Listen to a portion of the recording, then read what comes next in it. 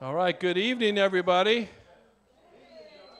I hope everybody's having a good evening and ready to have a good time tonight. My name is John Koppelmeyer, and I am the Executive Director of the Iredell Arts Council for 35 more days or something like that. Wanted to first share about some of our sponsors. First of all, a lot of sponsors in the room. And the talent that we have with tonight's show and all our shows, we can't do any of that without your support, so we're very grateful. But I do want to lift up our benefactor sponsors, Home Run Markets, Jordan Grant Engineering, 220 Cafe, Statesville Convention and Visitors Bureau, Statesville Jewelry and Loan, Johnny Marshall, he's an awesome guy, appreciate him. And also Costi and Teresa Kate. So we're very appreciative of them and their support. And everyone, thank you. Just a couple other things going on. Tonight is the last night of the art show that we have here. This is Wes Wall. Many of you know Wes. He's a Statesville native, grew up here, and he's a watercolor artist. This is all his work. Everything in this room is also all Iredell County landscapes that he did. So if you get a chance after the show, check it out. It's very good, and we're very appreciative of him participating in that.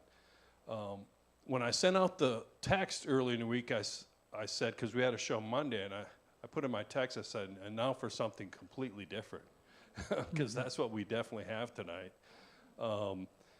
And we're so grateful. I was searching last year to find something that would be really unique and really sound good in this room. And I think we're in for a super treat tonight. So please welcome OkCello. All right.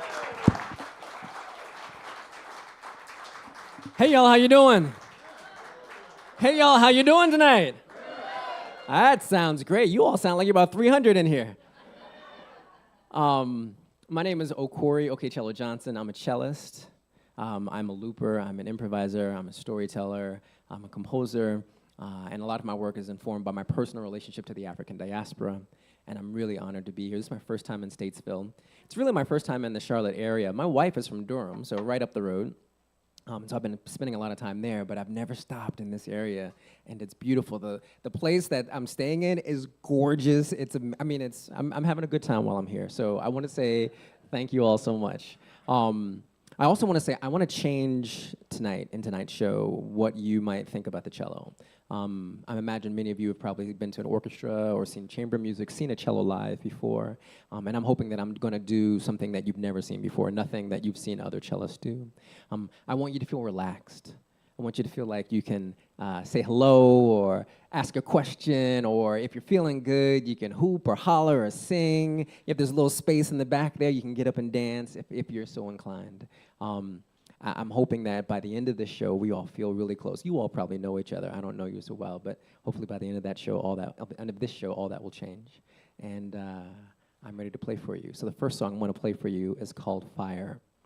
If I play it correctly, it should remind you of a small flame that grows into a towering inferno and then comes right back down again. So here we go.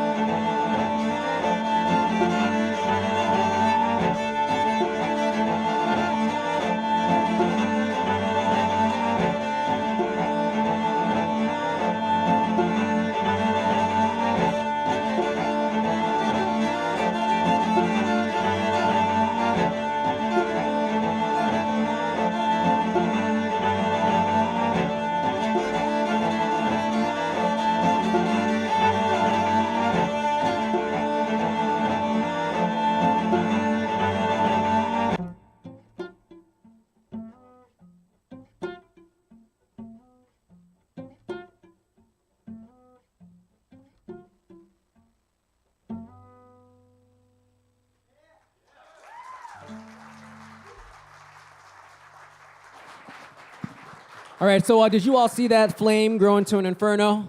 Get really big? At least did you hear the alarm afterwards? Good, good, good, good.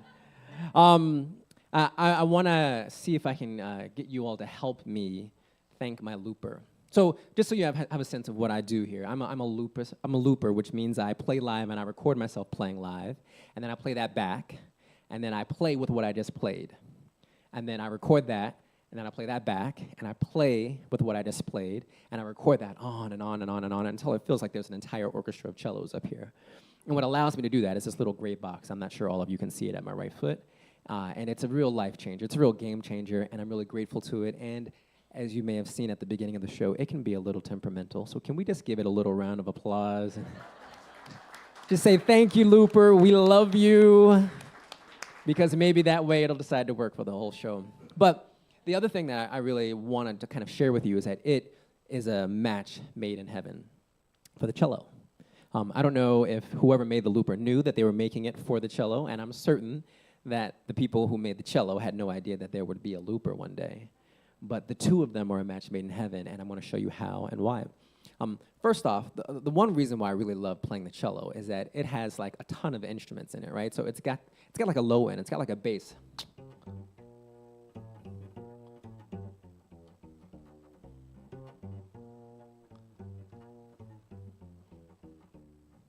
Right, so we got this kind of like a micro bass thing going on, right?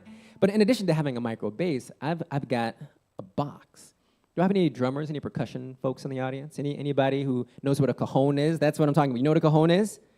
A cajon, you sit down on top of the cajon. It's a rectangular solid that's about 2.5 feet off the ground. And you play the front surface, and it's got all these different percussion sounds on it. So the cello has all these different percussion sounds on it. It's not like a cajon in that I would never sit on my cello. However, it does have some sound. So here we go. We got.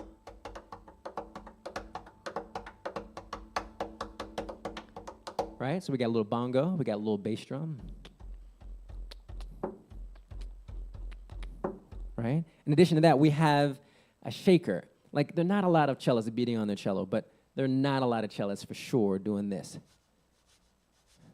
Like a washboard cello, right? In addition to that, we've got the guitar thing, right? Like we've got.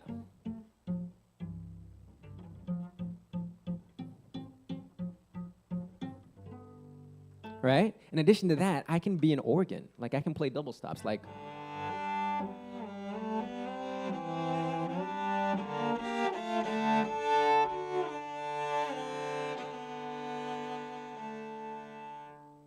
In addition to that, I could be like a flute or a saxophone or maybe like a voice. I can play like a little like lead.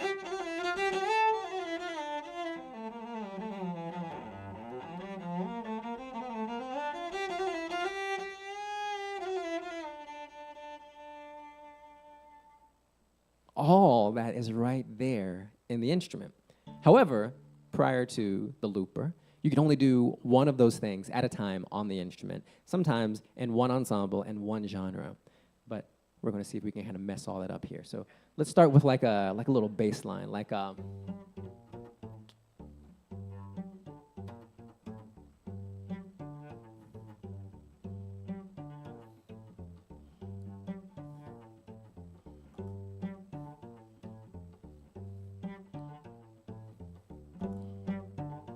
Right, so we got a bass line, right? So also, if you're curious, I'm making all this up. So this little part here is all improvised. So let's see what else we got.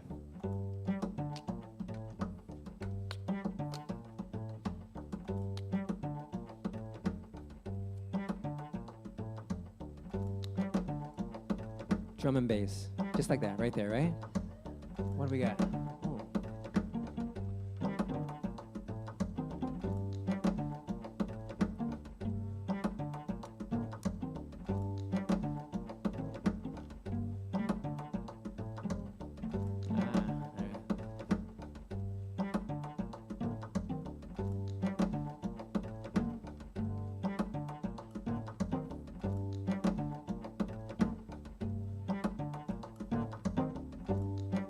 We got guitar. Maybe we find like a little chorus. What do we got?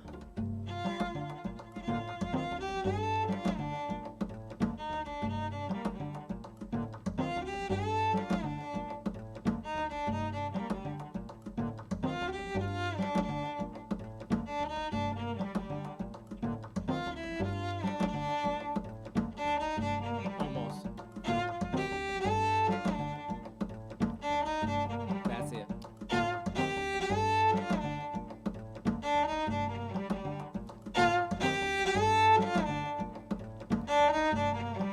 Right? Took a while to find it, but it was good when we got there. You know what I mean? Feels like a little chorus. It might get, thank you. It might get a little like boring to hear it over and over again. So we're gonna treat it like a chorus. We're gonna make it a go away, and I'll bring it back right. One more time.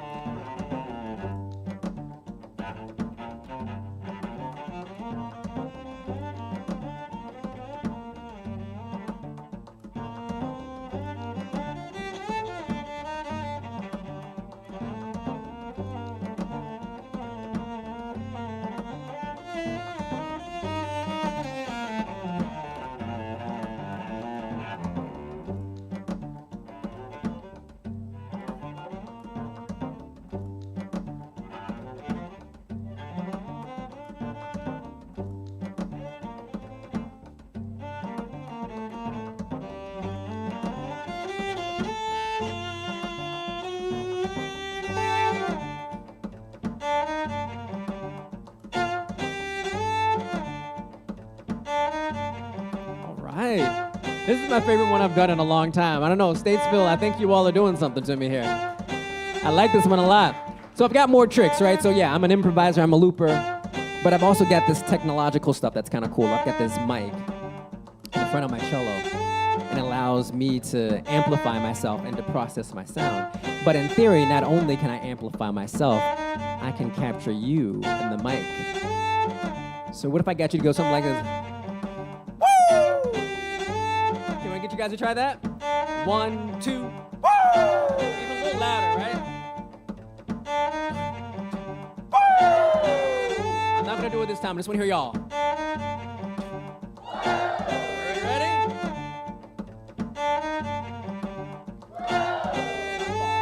I was late. Try it again. Let's listen. Don't make any noise. All right? Not bad. Not bad. I'd say that's a good 8. That's a good 7, 8 out of 10. Can I get even more volume? Can I get more volume?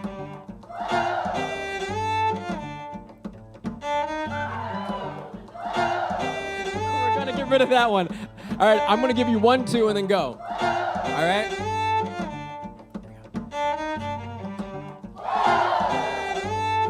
Listen. Yes, I love that. Give yourself a round of applause, right?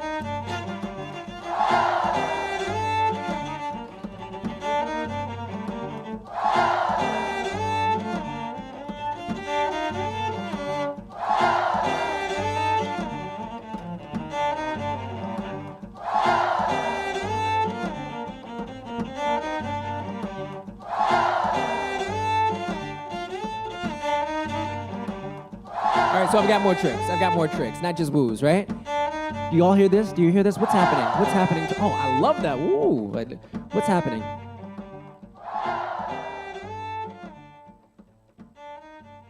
By magic, right? Like it's just kind of fading away, like this 1989, like quiet storm, 10:30 at night, listening to the radio, R&B, like music just fades out. If I wanted the music to go, it would be gone, right? But do we want the music to be gone? I'm not convinced. Do you want the music to be gone? All right, we can bring it back.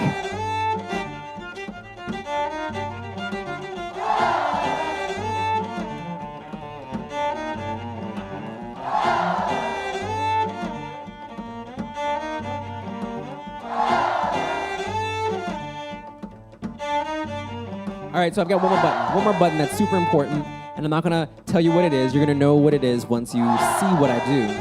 But it's the most important button. All right, so here we go.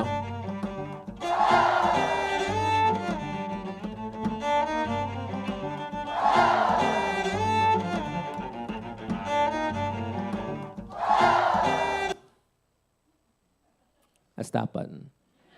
You need a stop button. You need a stop button because otherwise it just goes on and on and on and on and on and it'll drive you crazy. Can we, again, give my looper a round of applause?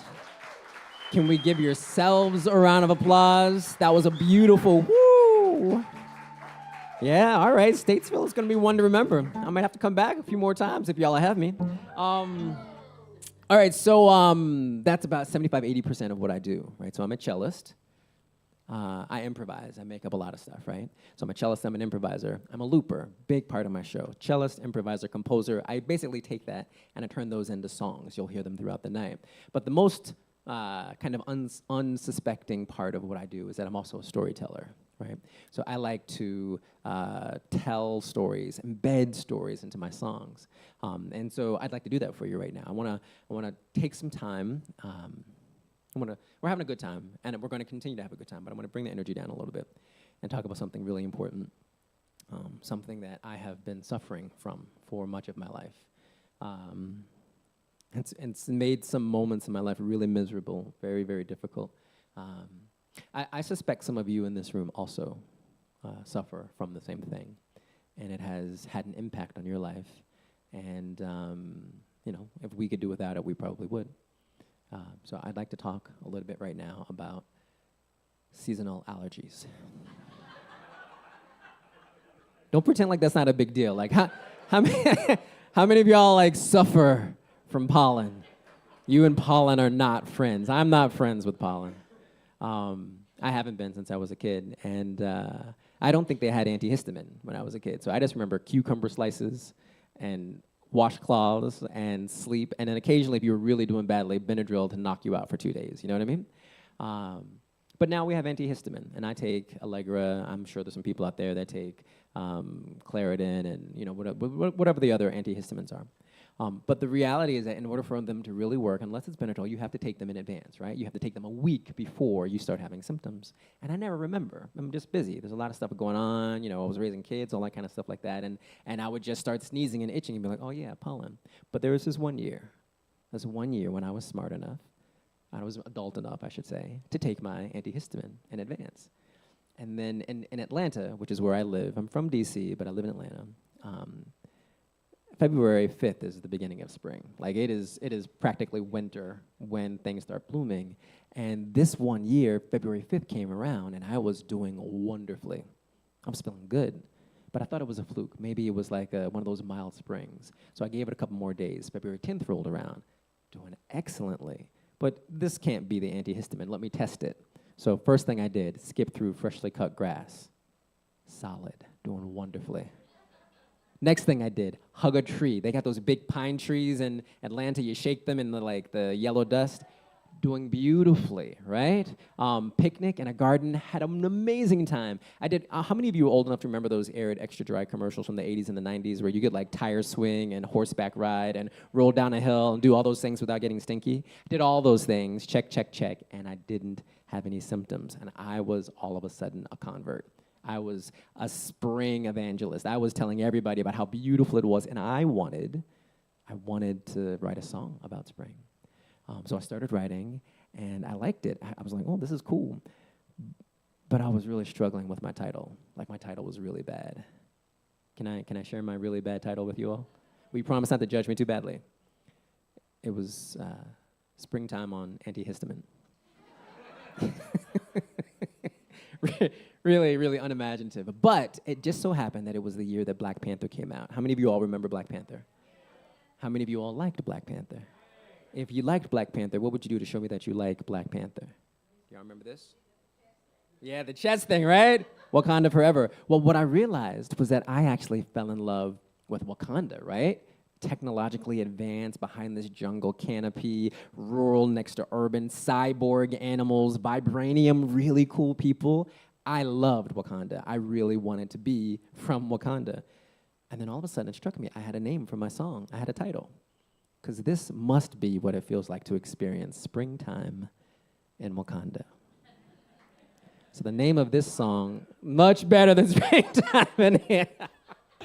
So I'm going to play Springtime in Wakanda, short little footnote. If you know anything about go-go, I've claimed go-go as the official music of Wakanda, and there's a little bit of go-go in this song. If you don't like it, we can talk about it after the show.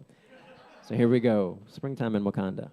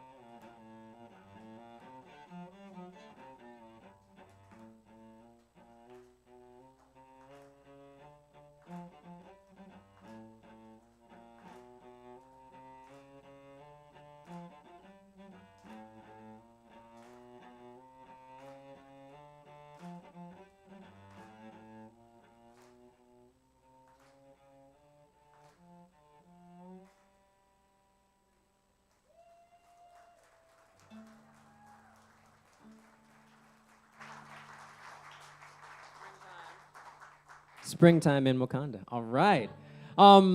So you also may be asking yourself this question. Maybe you're enjoying the music. I hope. Are you all enjoying the music? Good, good, good. You might also be asking yourself, why is there so much talking? Well, one reason is that I used to be an English teacher. And so I like to talk. Another thing is I also really like stories. I really like narrative. And so there's this one thing that I like to do in my shows called story time. And it comes from maybe back in 2016, 2017, I got a chance to do an artist retreat in Raven Gap, Georgia at Hambridge Center for the Arts. Really great time, a little bit too much time by myself, but that's for another story. But I came up with this really great song, really, really great song, but I couldn't put a story to it. It just didn't make sense to me. So I considered taking it out of the set. But I liked the song so much that I just kept it in. But I decided that I would just ask for help. And so you are my help.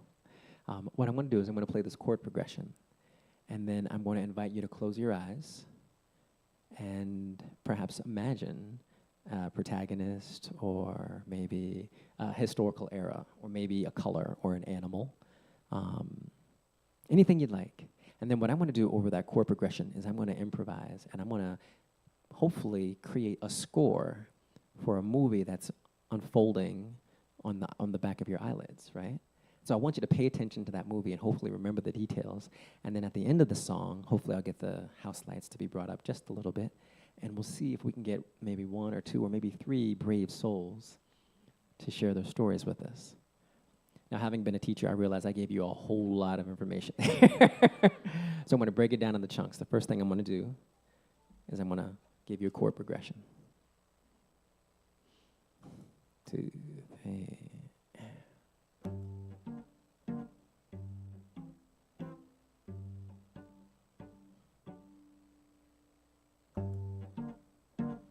Okay. If you're so inclined, consider closing your eyes. Maybe imagine a person or a place. Some people like to imagine an animal or a color. Or maybe this reminds you of a historical era or time. Close your eyes and let my improvisation over top of this chord progression be the plot for the movie you're watching. This experience is called story time.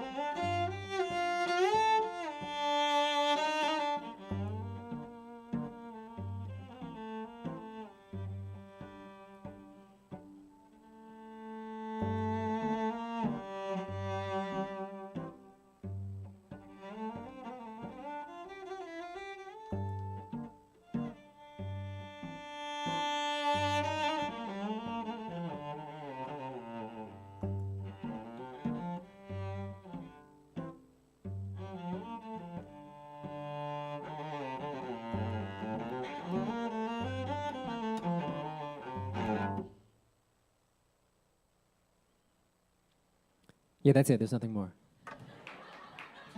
That was the end. May not have been the end of your story, but that was the end of the song. I'm hoping that felt abrupt. Did that feel abrupt?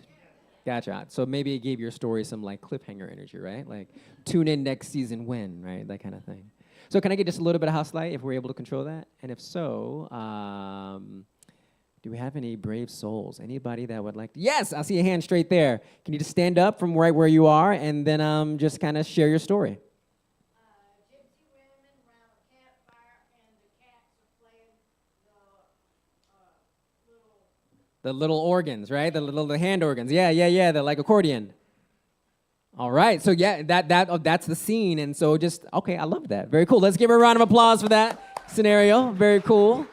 Thank you. What else do we have? Oh yes, they're in the very back in the gray. I'm in Alaska and there are berries. I'm walking along a path, picking the berries very calmly, and I look through about 10 feet of thicket, and on the other side is a bear. Oh yeah. And he's eating berries. Yeah. All that. You run, yes. And you get away. I think that was the most important part of the story, right? Yeah, let's give her a round of applause for that story. Thank you. What else do we have? Who else? Do we have a third? Usually, oh, there we go. Where's my third? There. Here we go. Yes.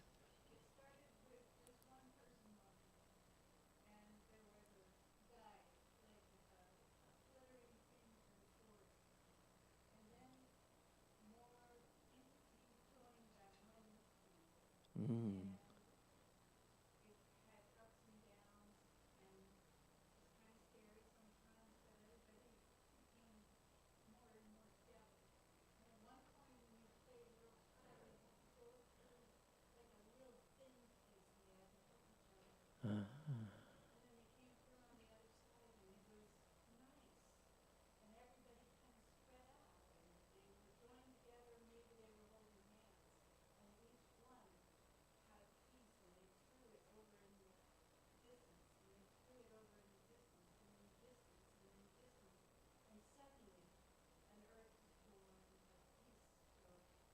That was that abrupt ending right there, huh?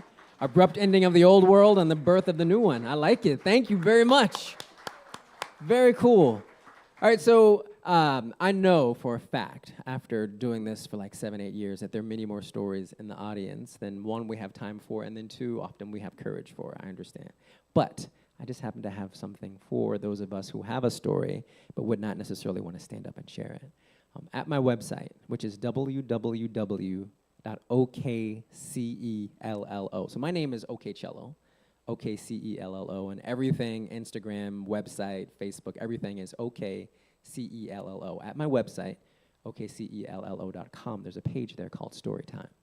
If you go to that page, there's a picture of me. You hit the picture, and then after that, a video of the song that you just heard pops up. Beneath that video, there's a text box. And if you put your story in the text box and press submit, it joins a long line of stories from the last 7 to 8 years of people who have been part of the Storytime experience. It's amazing reading. It's about wars and love and dances and frogs and rabbits and purple and all kinds of things. And so if you just want to go and read, that would be really good reading. But if you'd like to share your story, I'd love you to join the Storytime community at my website, which is OkCello.com. Give our volunteers one more round of applause.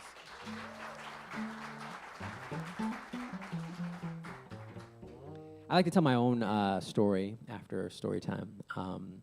I like, a lot of these stories are kind of personal, but this one I like a lot because it started with the music and it became part of my life. Sometimes the music starts with my life and it becomes a song. This started with the music.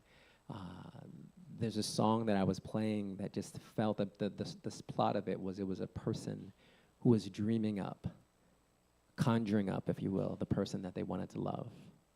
Like they were imagining their characteristics and their behaviors and their job and where they lived. You know, they were just having an amazing time imagining that person. And at the end of the song, they check their phone, and then all of a sudden that person had like reached out to them, right? Like through a long lost lover or a Facebook, you know, kindergarten Facebook reunion kind of thing, you know? And in some ways, that's a story of my life. Most recently, like I'm married. I got remarried in 2022, coming up on 2 years in November. And I really thank you very much. Yeah, we can cheer for that. And I very much feel like this song kind of had something to do with it. Had something to do with kind of conjuring this woman into my life. So I'm grateful for the song, grateful for her, and I like to lend the song to my audiences. So I'm going to play the song, and then at the end of the song, I'm going to give you some time to check your phones, to see see if anyone's reached out. Now, I'm also assuming that it's quite possible that you are sitting next to the love of your life, and that you are already in a wonderful relationship. So this song, you can use it to conjure up the most beautiful and the most amazing relationship that you can imagine. So I'm trying to make something for everybody here. So this song is called Conjure.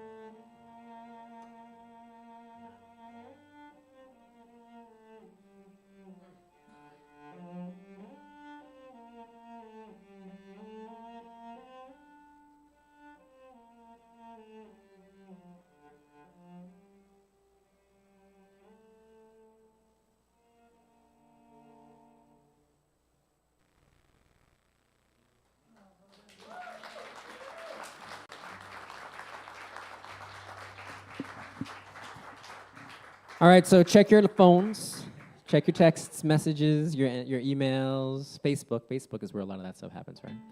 Um, I'm gonna. I don't know if you can tell, but I kind of like to push boundaries a little bit when it comes to performance, right? So as a cellist, I'm pushing boundaries. As an MC, I'm hoping I'm pushing boundaries. As a show creator, as a show maker, I feel like this next thing is going to push some boundaries. Sir, how are you doing right there? I might need your help in just a second. I just want to give you notice that I'm going to be asking for something from you in a second. I like to honor the first moment in my career when I really decided to try and hold people's attention just with the cello. All right, so I played in bands, from the time I was 19 up until, really about 10 years ago. Pretty regularly. I played like a melodic bass and singer-songwriter bands, and it wasn't until maybe 15 years ago that I started exploring not playing with a band, just playing by myself and trying to capture people's attention. It was when I would go to Toronto to visit family, and I would go almost every single year. And if you go to a place that you're not from every single year, you do all the touristy stuff, but you get tired of doing the touristy stuff. So this one year, I decided I was going to participate in Toronto's thriving busking culture. Are you all familiar with the word busking? Right? So, great audience knows what busking is. So street performing. I rented a cello. I learned a bunch of covers. I went out and I took to the streets. And I don't know. I just tried to experience Toronto differently. So I met a bunch of really cool buskers. I made some money. I didn't realize I was going to make some, but I made some good money. I made enough for like dinner for the family for all the nights. It was like, all right, this is the way to travel. But more than that, I really kind of learned a little bit about connecting, right, with an audience or connecting with a person, because you can see when they're like walking and listening, and then they start slowing. And then you've done something if you get them to slow to a stop. If they slow to a stop and then they turn, it's like, that's another moment in the relationship, you know what I mean? But the real moment in the relationship is when they shift, right? Because very few people stand straight up and down. They shift their weight to one foot or the other. So if they shift their weight, that means they're going to be there for a minute. And that means you're having a conversation. And invariably, like this happens during a lunch hour. People have to go, they have to move, so they can't stay. But if you really made a connection, they reach into their wallet and they try to like leave you something, right? Like, thank you for giving me that. And it's a really special moment. It's really cool. So I like to honor that moment by busking in my show. And what I mean is like not symbolically busking. I mean, I'm literally going to try to play money out of your wallets right now. The only thing is, I need a hat. Would you, no, there's no way that you're going to let me borrow your hat? Is there any way?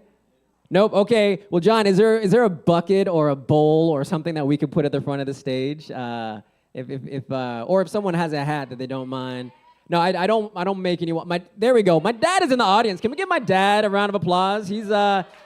Thank you very much. I'm gonna put that right up front. Okay.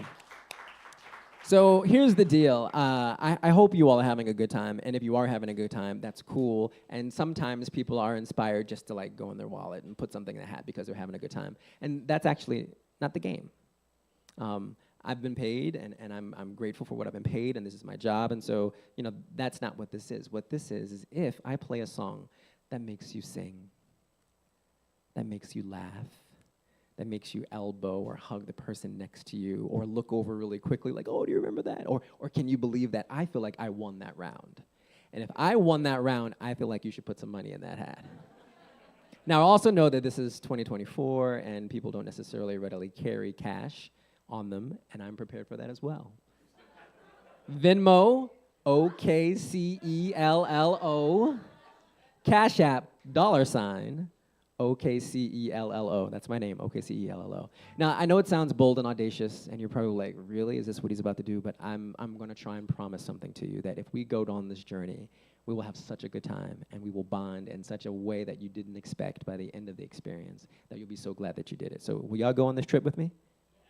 All right, here we go. Let me cover my eyes again so I can look at you and make some bad musical judgments. What do you want to hear here?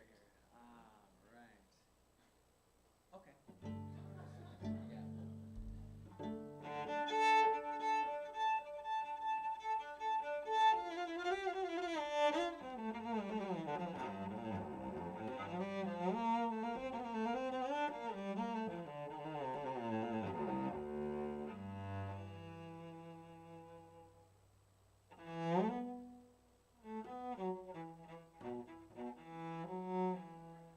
Some laughter already.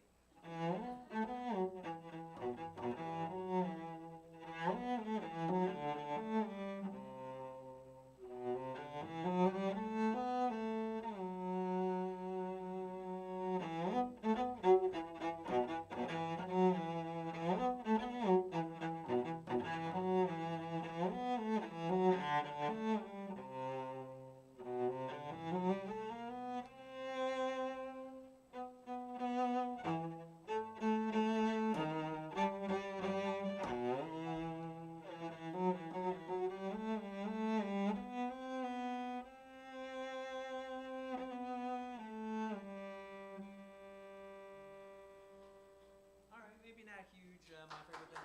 Oh, maybe, yeah, there you go.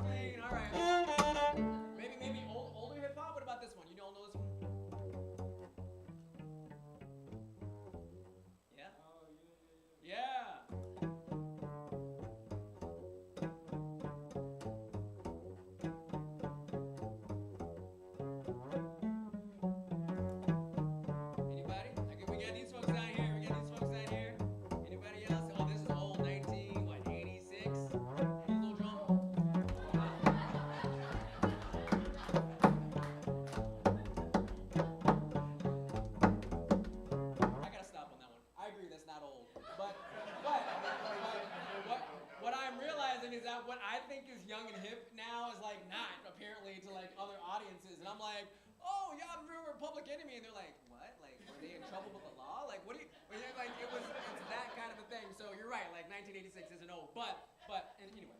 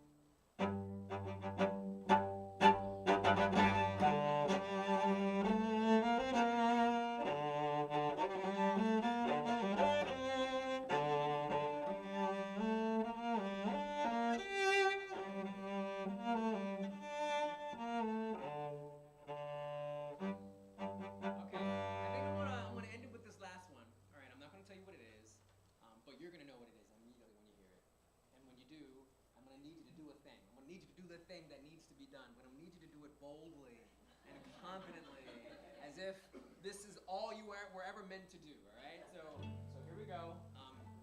You'll know.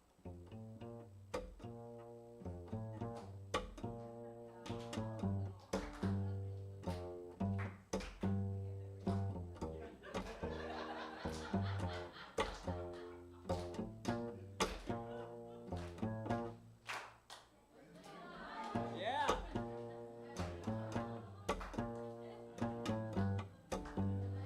Yep.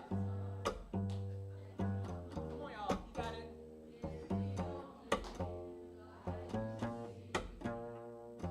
I will cry. No, I won't. The other way.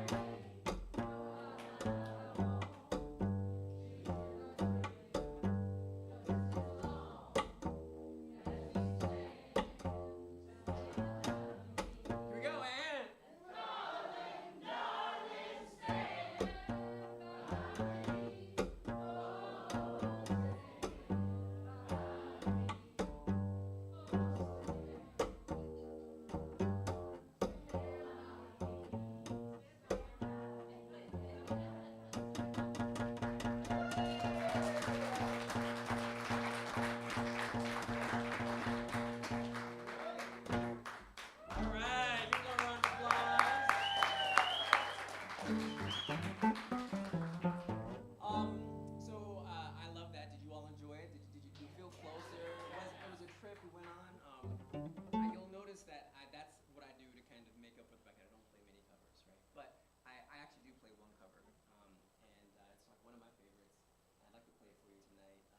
It too is not old.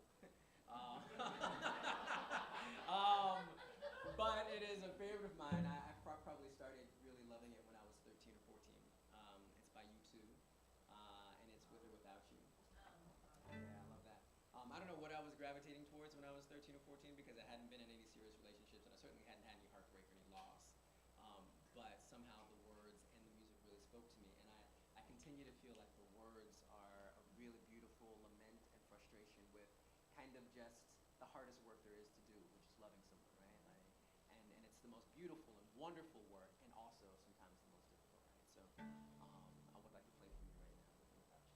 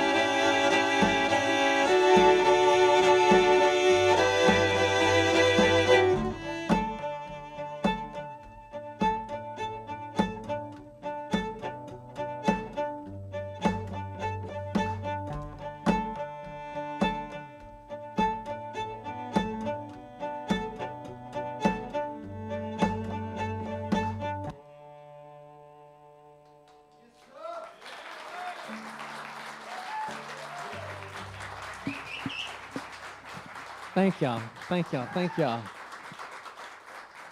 Wow. Whew. Yeah, I love that song. Thank y'all. Y'all still with me? All right, I love that. I love that. I'm going to start winding down though. This is the back half of the show. This is the back quarter of the show, really. I'm sorry. What did we say? Moon.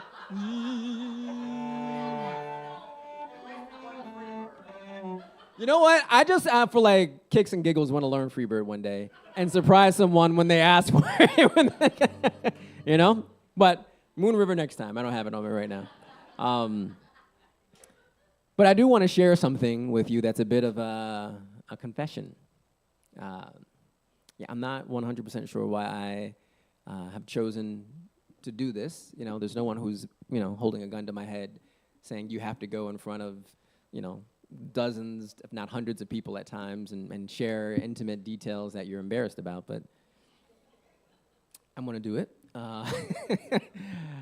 It's important for the song, and so I'm going to ask that you are gracious with me and don't judge me too harshly. Is that, can you don't know what I'm going to say, right? But even so, if you can, I'd appreciate that.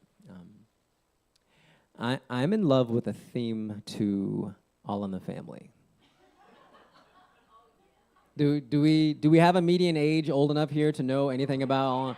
Do we remember All in the Family? Yeah. Carol O'Connor played Archie Bunker. It was a Norman Lear project, right? He was actually a really successful TV producer in the 70s, and did a lot of really ambitious satires, right? Like social satires. And we were invited to be critical of Archie Bunker, right? He was sexist and racist and homophobic and just all around really not very nice, right? But Norman Lear was betting that there were Archie Bunkers in American families and that they all needed to be loved into the current modern day, which was 1970. I really loved. Do you remember how it started? Ba da da da ba da da, ba da da da da da da, ba da da da da da da, and yeah, right. Do y'all remember the lyrics? Guys were guys, girls were girls. We need a man like Herbert Hoover again. Guys like us knew we had it made. I can't be, an educated, self-respecting, self-loving black man in 2024 going around singing "Those Were the Days." Yeah, can't do it, and I won't do it. I won't do it. That's problematic. However, in my defense, that song was written in the style of the American Songbook of the 30s, 40s, and the 50s. The American Songbook of the 30s, the 40s, and the 50s is jazz. Jazz is black music written by Africans under duress in Harlem and Chicago and St. Louis and New Orleans and Natchez, right? And the evidence of that is the major pentatonic scale, which is a major West African thing. Two communities in the American community contribute to that pentatonic scale world. That's the Celtic and the West African world, right? And that ba da da da da da da dee dee dee dee dee dee dee dee dee is such a beautiful, beautiful major pentatonic scale. And so I want to sing it, but I can't sing it under the current context. So what I decided to do was to steal it. I stole it. I didn't decide to steal it. I stole it. I stole it and I put it in a new world, a new context, an Afro-Caribbean context. And it sounds completely different. And then in addition to that, I wrote new words. And those new words are, these are the days we've been waiting for. These are the days we are the ones. And I put those two melodies in conversation with each other. And it has a completely different feel. So I'd like to play that for you right now. It's called These Are the Days. And there's a part in here where I'd like you all to sing with me. I'm going to teach the melody to you in the song. And then I'll put the part that you're singing in conversation with the part that we know. And it's going to be a magical moment. Y'all want to do it with me? All right, here we go. These are the days.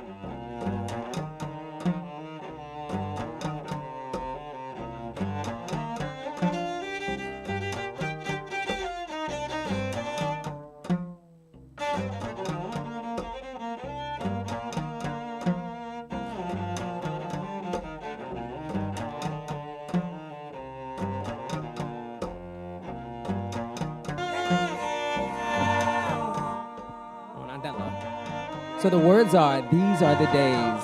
These are the days that we've been waiting for. These are the days, we are the ones. And the melody goes like this.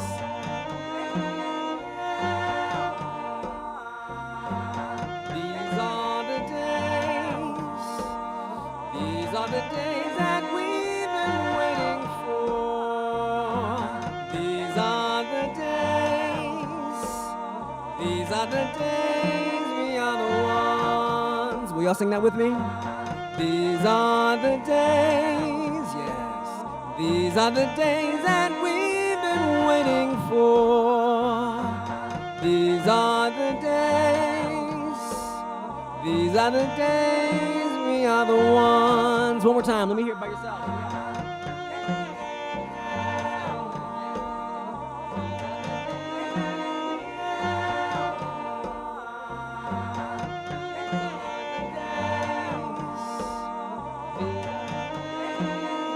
Y'all sound good. Now listen to this. Don't sing, but what is this?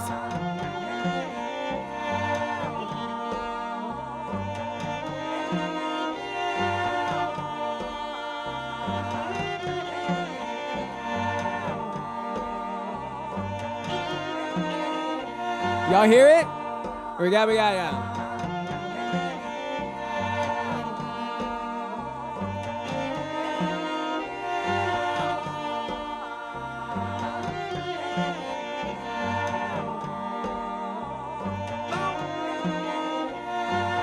Can we go back to, these are the days. These are the days. These are the days that we've been waiting for. These are the days. These are the days, we are the ones. Now listen to both of them. Keep singing though.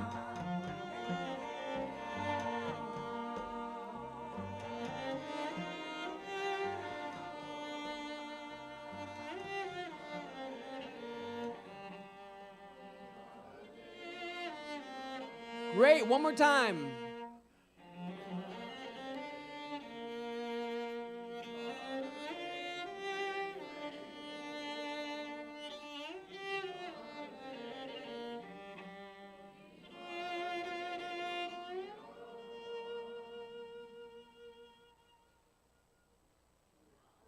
Yeah, y'all. Y'all sound good. Y'all sound good. Y'all sound good. All right, so these are the days, this is this moment for me is an example of that, right? Like I'm a touring, storytelling black cellist that's playing around, and I don't know that this career for me actually would have been all that possible even just 20 or 30 years ago. And so I'm really trying to embrace the now, really trying to embrace the power and the capacity. I had a great conversation with my dad about this today, to change the world into the world that I want it to be, that we want it to be. And so I'm really honored to be in front of you and to be able to share my art and connect and build community with you. Thank you. You can clap for that. Yeah. The next song I'm going to play is perhaps my most personal. It's also my favorite word. I love the word liminal, L-I-M-I-N-A-L, liminal. It's got two really kind of popular working definitions. One is, or two definitions, I should say. One is at the intersection of borders, or usually disparate spaces or ideas, right there in the middle. Or no longer what you once were, but yet to become what you are becoming in transition, right? Those are, we usually refer to those spaces as liminal space. And I really connect with that word because I feel like right now I'm in liminal space. Say it again? We like that? Oh, we like it? Okay, cool. I feel like I'm in liminal space, right? Once upon a time, I used to be a English teacher, very traditional domestic, waking up, taking the kids, making to school, making lunch, that kind of thing. And my kids are nearly grown now, 18 and 21, and my youngest is a senior in high school. So that part of my life is changing, so I'm certainly in liminal space there. But as a musician that travels and tells stories and plays music and connects with audiences, it's kind of uncharted territory for me. And so I feel very much like I'm not yet what I'm becoming, but certainly not what I once was. But that word also really connects with me in terms of how I grew up. I grew up in a black, kind of aspiring middle-class neighborhood in Washington, D.C. But I went to a white affluent prep school in Bethesda, Maryland, which is about 15, maybe even 20 miles away. And I had to travel on public transportation each direction about 90 minutes, from 4th grade, you know, in some version all the way up until 12. You know, sometimes my mom would take me, but a lot of times I had to take the train or take the bus. And often I felt like I was the only thing that those two worlds had in common. It was awkward sometimes and lonely. In addition to that, you know, I come from a sports-playing family. My dad, who's in the audience, played baseball. My mom played tennis. My grandfather played football and ran track. He played football in Negro Leagues in Washington, D.C. I played a bunch of sports, so baseball and tennis and soccer. They wouldn't let me play football. I was too small. But they let me play ice hockey, which I don't really get. So yeah, I played ice hockey and basketball, all kinds of things, right? And I spent a lot of time playing sports, but in addition to that, I spent a lot of time playing music. I spent, 4 or 5 hours every Saturday for many, many years, private lessons and ensembles and traveling. And so those two worlds also didn't see each other and barely saw me. My music world was like, you're 5 foot what? And you're gonna be a professional athlete? Stop playing sports, you're gonna hurt your hands, right? And then my sports people were like really just confused because like, what is a cello? What exactly? Is that big violin thing? You sit and you play that, right? And so, I felt very much in the middle and unseen there. And then even more, I would go so far as to say that like in my music world, I felt in liminal space. I loved Beethoven when I was a kid. I loved Ode to Joy, right? But my real foundational artist was Prince, right? Like Prince is, the backbone for me of everything. And Prince, and then I mentioned Public Enemy. Go-Go, I mentioned that I loved Go-Go. I think Paula Abdul was there too, but I don't think that was about the music. Who knows?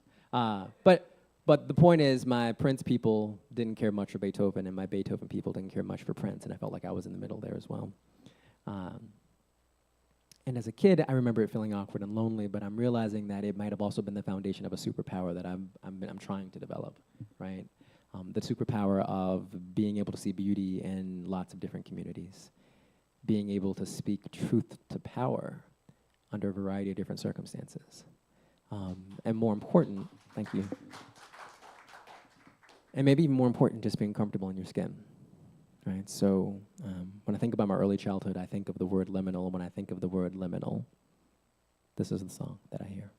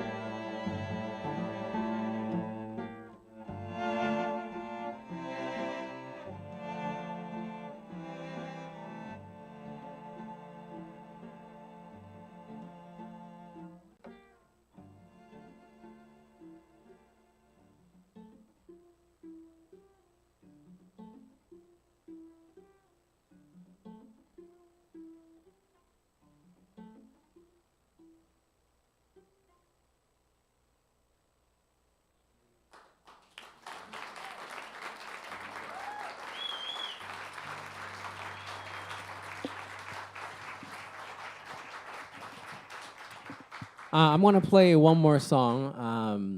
I'm probably 1.5 more songs, but I want to say again, thank you, and I'm so happy to be here. Again, my name is Okorie Johnson. I perform under the name OkCello. I'm a cellist. I'm a looper. I'm an improviser. I'm a composer. I'm a storyteller, and my work is largely informed by my personal relationship to the African diaspora. John gave me a tour of this place. Have you all been on a tour of this place? Okay. It's a really interesting spot. It's a little heavy to play play in, right, to know about it just as you're getting ready to play. But I'm also really grateful to be here. He specifically said that I get to be part of the effort to kind of change the energy of this place, right? But at the same time, I also want to, it's hard not to acknowledge, right, the stories, the presence, the people, the energy. The black men, I imagine, right, that met their end here, and there are people who do all kinds of things like land acknowledgements and remembrance, and I don't know that that is my way, but I do, before I end, I just want to play a small acknowledgement, prayer, recognition of this space, of this past, and hopefully being able to kind of take seriously the gift and the opportunity to be part of its future. So I don't know what I want to play. This is more like an improvised prayer, and I hope you all will just indulge me for a couple seconds.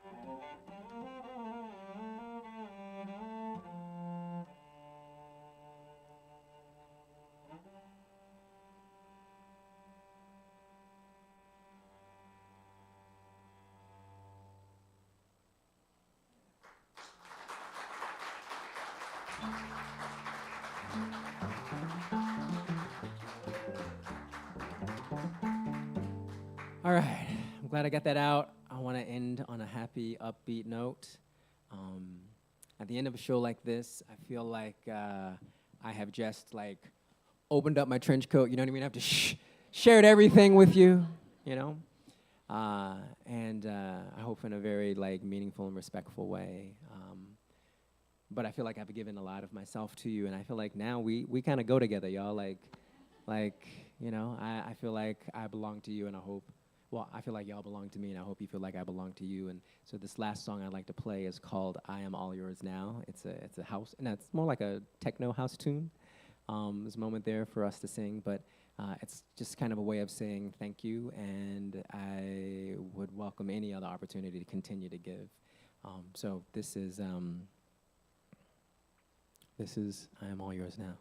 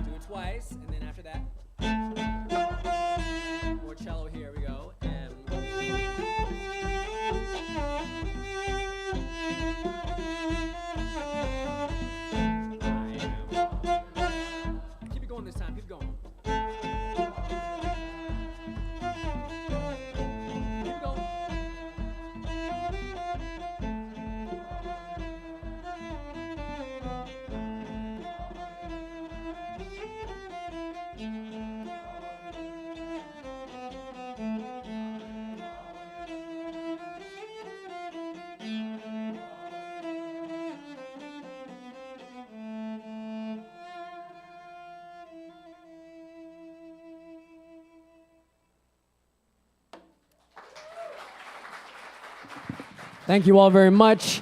If you had a good time tonight, do me a favor, pull out your phone and follow me on Instagram or TikTok or IG at OkCello.